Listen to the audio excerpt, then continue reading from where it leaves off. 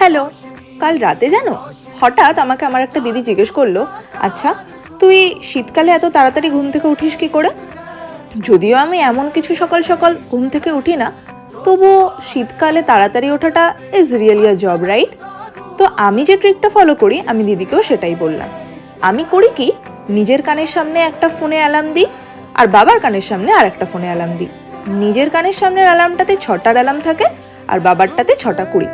এবার বাবার ফোনের যে অ্যালার্মটা, সেটাতে খুব বিচ্ছিরি একটা জঘন্য টোন আমি সেট করে রাখি।